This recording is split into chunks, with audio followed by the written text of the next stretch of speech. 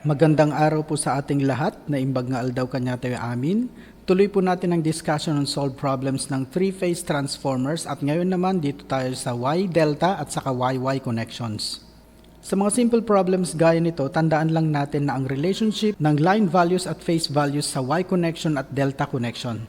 Dito sa Y connection, ang phase voltage nito ay equal sa line voltage divided by square root of 3 at ang line current at phase current naman nito ay equal. Dito naman sa delta connection, ng line voltage saka yung phase voltage nito ay equal, habang ang phase current nito ay equal sa line current divided by square root of 3. Tandaan din natin na ang transformation ay nangyayari sa phase windings ng mga transformers, kaya doon talaga applicable ang ratio of transformation. Although sa YY at delta-delta connections, makikita natin na ang ratio of transformation ay may direct relationship sa line voltage or line current nito. Dahil pareho ang connection ng mga windings sa primary at secondary sides ng mga ito. Ituloy natin ang pag-solve ng mga problems. Dito muna tayo sa Y-delta connection. This is primarily used where the voltage is to be stepped down. Halimbawa sa dulo ng transmission line. Even in moderately low voltage distribution circuits, ginagamit din po ang Y-delta. Para makuha ang largest decrease ng voltage, ang ratio of transformation ay pinakamaganda kung ang primary ay connected in Y at ang secondary naman nito ay connected in delta. Kabaliktaran naman kung step up ang transformation, na in order to get the greatest step up, delta Y naman ang connection na ginagamit. First problem natin, it is desired to step down the three-phase voltage from 6,600 to 460 volts using the Y-delta transformer connection. What should be the ratio of transformation of each transformer? Ratio of transformation ang hinanap natin, so ito ang formula na gagamitin natin. But since ang ratio of transformation ay sa windings nangyayari, we will use this formula instead, which is based dun sa phase values ng primary at saka secondary windings. Hanapin muna natin yung mga values ng primary at saka secondary phase voltages. Ang secondary side nito ay connected in delta at alam natin yung phase voltage at saka line voltage ng delta connection ay pareho lang. Kaya yung phase voltage nito sa secondary side ay 460 volts. And since ang primary naman nito ay connected in Y, we will use this formula.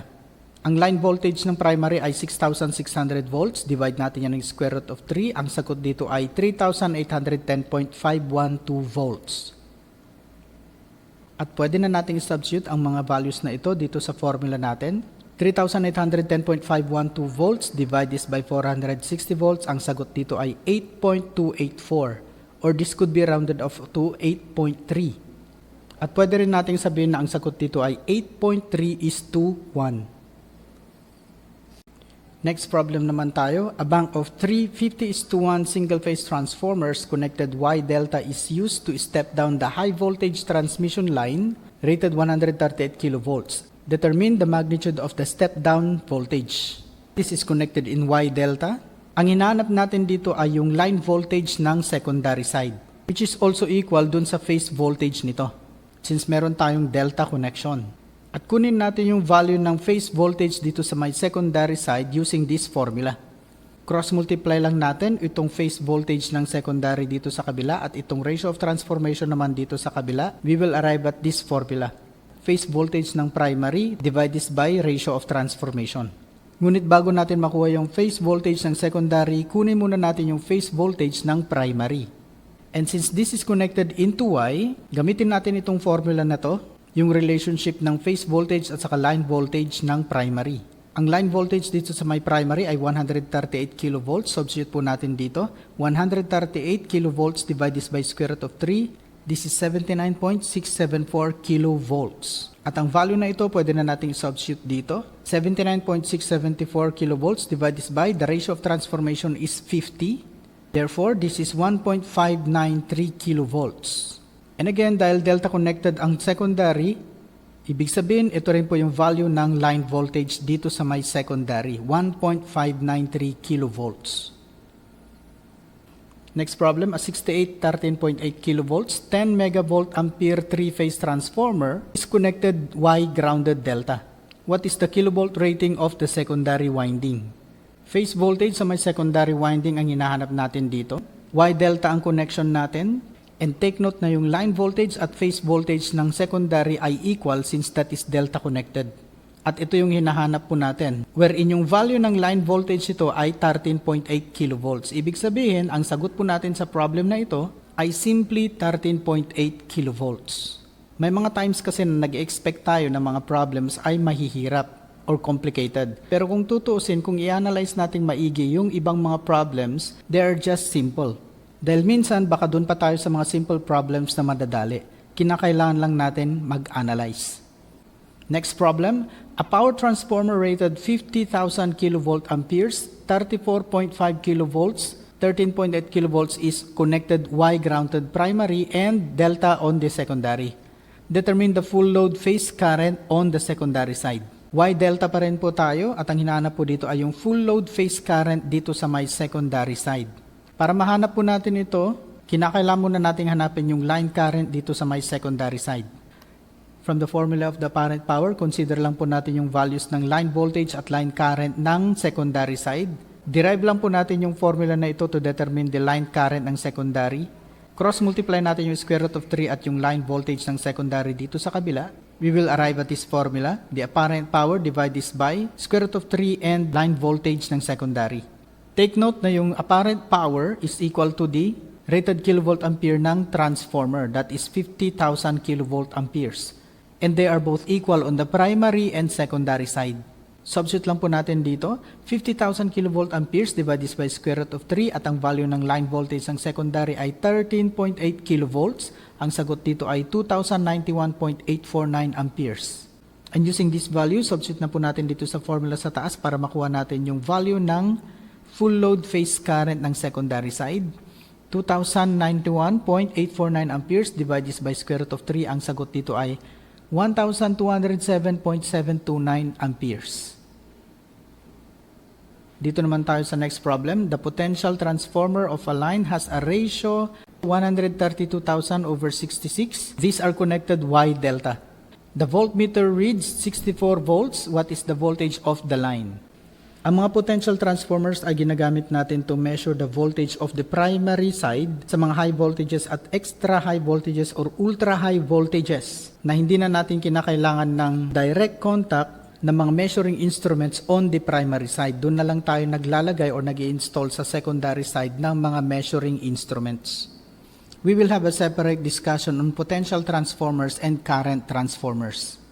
Balikan natin ang problem na ito. Ang hinahanap po natin dyan ay yung primary line voltage. Ang reading naman po dito sa may secondary side ay 64 volts. In order to determine the primary line voltage, ito po yung formula na gagamitin natin. Na-derive lang po ito dun sa relationship ng primary line voltage at ng primary phase voltage. Hindi po natin kinakailangang i-memorize ito. Galing lang po siya dun sa formula na phase voltage equals the line voltage divided by square root of 3. Anyway, kunin muna natin yung phase voltage ng primary gamit ang formula ng ratio of transformation. Cross-multiply lang po natin yung phase voltage ng secondary dito sa kabila. So meron tayong phase voltage ng primary equals the ratio of transformation times the phase voltage of the secondary. Take note, delta connected po yung secondary natin. So ibig sabihin yung phase voltage nito ay equal dun sa line voltage, that is 64 volts. Compute naman po natin yung ratio of transformation dito, 132,000 over 66. Ang sagot po dyan ay 2,000. At pwede na po natin i-substitute mga values na to dito. 2,000 times 64 volts, this is equivalent to 128,000 volts. At ang value na to, pwede na po natin i-substitute dito para makuha natin yung value ng line voltage ng primary. Substitute lang po natin, square root of 3 times 128,000 volts, this is 221,702.503 volts. Or, this could be written as 221.703 kilovolts. Dito naman tayo sa YY or star-star connection. Ang kagandahan nito, both sa primary and secondary windings, mas mababa ang mga phase voltage nila compared with the line voltages. May advantage ito on its application. Halimbawa, meron tayong 500 kilovolts ito sa may primary at secondary naman natin ay 230 kilovolts. Dito sa primary side, kahit na 500 kilovolts ang line voltage nito, pero pagdating natin sa phase values nito, that is only 288.675 kilovolts na lang. Ganon din dito sa may secondary side, 230 kilovolts yung line voltage niya, pero pagdating sa phase voltage nito, 132.791 kilovolts na lang. Ibig sabihin, using this configuration, mas konting number of turns ang kailangan sa bawat windings nito. At ang insulation nito ay subjected na lang sa lower voltage. Gaya dito sa may primary side na instead na ang insulation ay para sa 500 kV sana, ang gagamitin na lang sa mga windings nito ay insulation na bagay sa 288.675 kV. Ganon din dito sa secondary side na instead na ang insulation ay para sa 230 kV para dun sa mga phase windings, ngunit dahil Y-connected ito, ang insulation para sa mga phase windings ito ay para na lang sa 132.791 kV. Ang advantage din ng Y connection, makakabawas din ito sa size ng transformer, lalo na sa mga design ng mga transmission na high voltage gaya ng 230 kV and 69 kV. Ganon din sa mga extra high voltage, 500 kV at ultra high voltage transmission. Dito sa Pilipinas, wala pa tayong ultra high voltage na ginagamit. Hanggang extra high voltage pa lamang po tayo dito sa Pilipinas, 500 kV. One thing about three-phase transformers na pareho ang winding sa primary at secondary windings, pwedeng gamitin ang ratio of transformation directly sa line voltages ng mga ito. Sa delta-delta, syempre equal naman ang line at phase voltage kaya agad nating magagamit ang ratio of transformation using the line voltage values nito. Dito sa YY connection, analyze natin. Take note, ito po yung mga relationship ng line voltage sa phase voltage in both primary and secondary side. Substitute lang po natin ang mga ito dito sa formula ng ratio of transformation. Primary line voltage divided by square root of 3 divided by secondary line voltage divided by square root of 3. Cancelled na po yung square root of 3 dito sa taas at dito sa baba. Kaya ang maiwan na lang po dito ay primary line voltage over secondary line voltage. Kaya sa ratio of transformation ng YY connection, pwedeng ito yung formula na gamitin or ito yung formula na gamitin. Balikan natin yung sample natin kanina na merong 500 kV dito sa may primary at 230 kV naman dito sa may secondary side. Na-compute na natin kanina yung mga values ng phase voltages ng primary sa secondary. Compute natin yung value ng ratio of transformation using either the line voltage or phase voltage ng primary at secondary. Using the line voltages, 500 kV over 230 kV, ang sagot dito ay 2.174. While using the phase voltages, 288.675 kV divided by 132.791 kV, pareho pa rin na 2.174 ang sagot na makukuha natin. Pero sa Y-delta at delta-Y configuration, hindi na applicable ito. Sa phase values lang natin magagamit ang ratio of transformation dahil doon nangyayari ang transformation ng values ng voltage at current. Let's solve several problems. Unahin natin ito. A power transformer rated 50,000 kV amperes, 34.5 kV over 13.8 kV is connected YY. What are the line currents at full load? Simpleng problems lang po ang mga gaya nito. Kinakailangan lang ulit nating mag-analyze. Line currents ng primary at secondary side ang hinahanap po natin dito. From the formula of apparent power, square root of 3 times current times voltage. Derive lang po natin ito, cross-multiply yung square root of 3 at yung voltage dun sa kabila. Meron tayong current equals the apparent power divided by square root of 3 and voltage. So this will be the formulas na gagamitin natin in order to determine the line current ng primary at line current ng secondary. Again, hindi po natin kinakailangang i-memorize yung dalawang formula na ito. Kinakailangan lang po natin silang i-analyze dito sa formula na ito. Solve po muna natin yung line current dito sa may primary. Ang rated apparent power ng transformer ay 50,000 kV amperes at yung line voltage ng primary ay 34.5 kV. 50,000 kV amperes divided by square root of 3 and 34.5 kV. Ang sagot dito ay 836.739 amperes. At dito naman sa may secondary side, still 50,000 kV amperes ang apparent power niyan divided by square root of 3 and 13.8 kV. Ang sagot dito ay 2,091.849 amperes. Simpleng problem lang po ito, kumbaga sa board exam, bonus problem na lang po ito. Next problem po tayo. The potential transformers of a 220 kV transmission line have a ratio of 132.76 kV over 66.375 volts and are connected YY. A voltmeter connected line to ground reads 66 volts. What is the transmission line voltage? YY ang connection dito at ang hinahanap po natin dito ay yung transmission line voltage. or yung line voltage doon sa may primary side. Yung 66 volts po dito ay yung line to ground dito sa may secondary. Ibig sabihin ito po yung phase voltage doon sa may windings nito. Hindi ito yung line to line voltage niya. Given yung ratio of transformation niya dito, 132.76 kilovolts over 66.375 volts. Again, pagdating sa ratio of transformation ng transformers, it is based on the phase values. Ibig sabihin, kinakailangan natin ang formula na ito to determine the primary line voltage. At kinakailangan muna nating hanapin yung value ng primary phase voltage nito. At gagamitin natin ang formula na ito in order to determine the primary phase voltage. Cross-multiply lang po natin yung secondary phase voltage dito sa kabila. We will arrive at this formula. Substitute lang po natin yung mga values, yung ratio of transformation, ito po yan. And yung secondary phase voltage, yun po yung 66 volts. 132.76 kilovolts divided by 66.375 volts times 66 volts. Ang sagot po dito ay 132.01 kilovolts. Ito na po yung value na isusubstitute natin dito in order to determine the primary line voltage. Square root of 3 times 132.01 kilovolts. Ang sagot po dito ay 228.648 kilovolts. Last problem. Meron na pong mga sagot dito. Try natin makuha yung mga sagot dito. Okay, that is a 250 kilovolt amperes, 440 volt 3-phase transformer is to be supplied from a 2300 volt 3-phase line. Specify the transformers required for Y delta connection and YY connection. Unahin muna natin dito sa Y delta connection.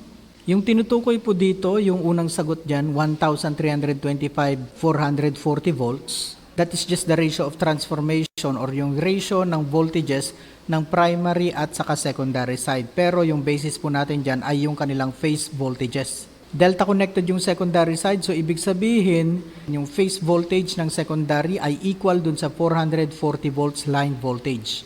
Yun na po yun, 440 volts. Pagdating naman po doon sa phase voltage ng primary, Y connected po ito, ibig sabihin, line voltage divided by square root of 3, 2,300 volts divided by square root of 3, that is 1,327.906 volts.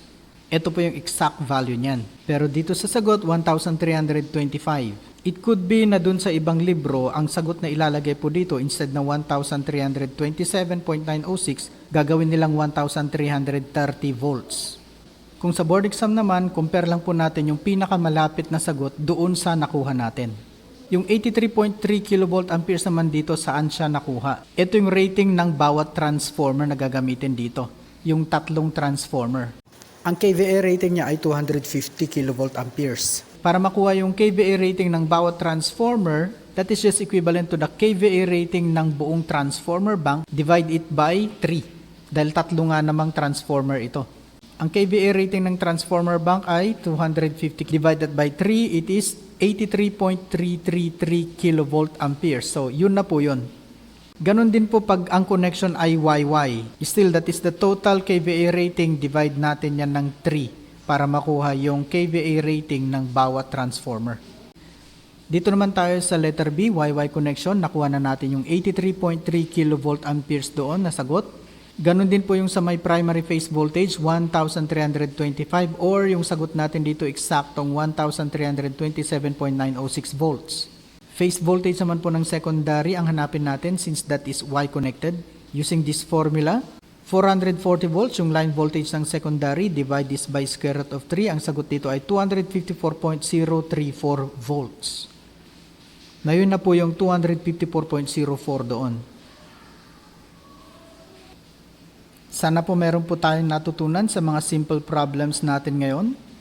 Again po, ulitin natin, mag-analyze po tayo. Huwag po tayong basta-basta na mag-memorize ng napakadaming formula. Intindihin natin ang bawat problems. Dahil pwede tayong maka-encounter ng mga napakasimpleng problems pero iniisip natin dapat complicated sila. At baka mahirapan ka tuloy na mag-solve ng mga ganitong simple problems. Hanggang dito muna po tayo. Maraming salamat po sa panunood. Maraming salamat din po sa mga nag-subscribe. Magandang araw po sa ating lahat. Naimbag nga aldaw, kanya tayo amin.